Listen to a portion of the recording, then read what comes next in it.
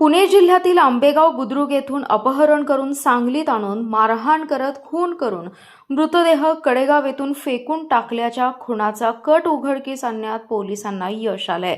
गोविंद महादेवराव उपासे असं खून झालेल्या व्यक्तीचे नाव आहे। सांगली शहर पोलिसांच्या गुन्हे प्रकटीकरण शाखेने या क्लिष्ट गुन्ह्याचा उलगडा केला। अपहरणानंतर तिघांनी उपासे यांना सांगलीत आणून मारहाण केल्याची माहिती मिळाल्यावरून सांगली शहर पोलिसांनी कौशल्यपूर्ण तपास करत या खुनाचा छडा लावलाय। संशयित वैभव उर्फ तातोबा केंगार, रोहन जयसिंग सावंत, राहुल राजेंद्र बाबर या तिघांना सांगलीतून आंबेगाव पोलिसांच्या ताब्यात देण्यात आले। मोबाईलवर मेसेज केल्याच्या कारणातून मृत गोविंद उपासे यांना संशयित तिघांनी दिनांक 10 ऑगस्ट रोजी आंबेगाव बुद्रुक येथून अपहरण केलं होतं। त्यानंतर त्यांना गाडीतून सांगलीतील शामराव नगर परिसरातील एका गोठ्यात आणलं। तिथे त्यांना तिघांनी बेदम मारहाण केली। मारहाण केल्यानंतर उपासे यांना पुणे येथे परत सोडण्यासाठी तिघेजण जात होते। मारहाणीत जखमी झालेल्या उपासे यांचा वाटेतच मृत्यू झाला।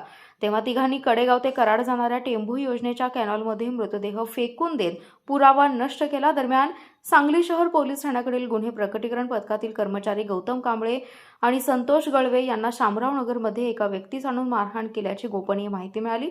त्यानुसार पोलिसांनी चौकशी सुरू केली। या चौकशीत तिघा संशयितांनी अपहरण केलेल्या व्यक्तीचा खून करून मृतदेह टेंभूच्या कॅनॉलमध्ये टाकल्याची धक्कादायक माहिती मिळाली।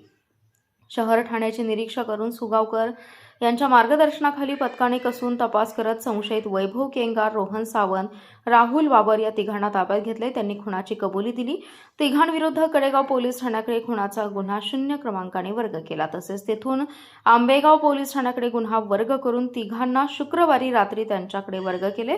सांगली शहर ठाण्याचे निरीक्षक सुगावकर, कर्मचारी सतीश लिंबळे, सचिन तिवडे, संदीप पाटील, विनायक शिंदे, गौतम कांबळे, संतोष गळवे, अभिषेक वाडकर, अनंत बंडगर, दिग्विजय साळुंखे, शंकर रणधीर, गणेश कांबळे, गणेश कोळेकर यांच्या पथकाने खुनाचा छडा लावलाय।